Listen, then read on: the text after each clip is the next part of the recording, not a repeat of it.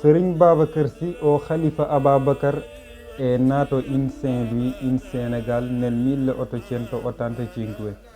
Figlio della prima moglie di Seydi Hadji Malick Sy, Sokhna Rokhaya Ndiaye. Serigne Babacar Sy ha cercato di diffondere la filosofia e la moralità dell'Islam. Serigne Babacar Sy ha ricevuto la sua educazione coranica a Saint-Louis, Ndar, in Wolof. Dopo aver appreso il Corano, ha imparato anche la Sharia.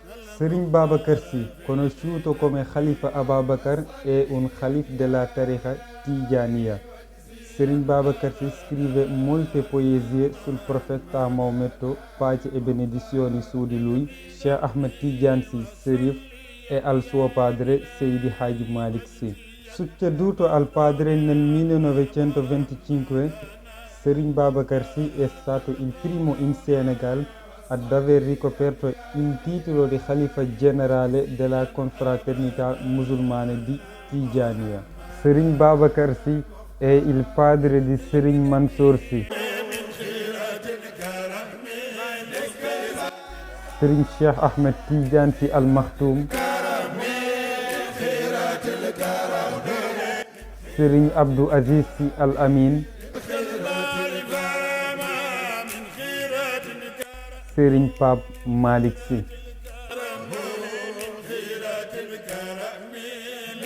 Serigne Babacar Sy morì il 25 marzo 1957 a Tivaouane.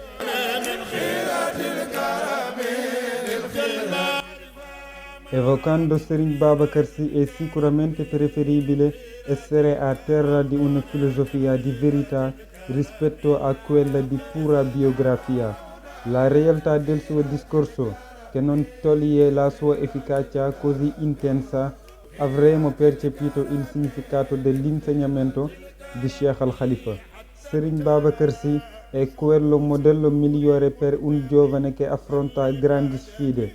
La principale e non meno importante. Serigne Babacar, per pareggiare i conti dovremmo regalarti tutte le nostre vite e tutto il mondo intero, compreso noi dentro. Hai fatto davvero tanto per noi. Non ti dimenticheremo mai e saremo sempre in debito con te. Grazie mille Serigne Babacar. Saremo sempre in debito con te. Grazie mille Serigne Babacar. Grazie mille Cheikh Al Khalifa.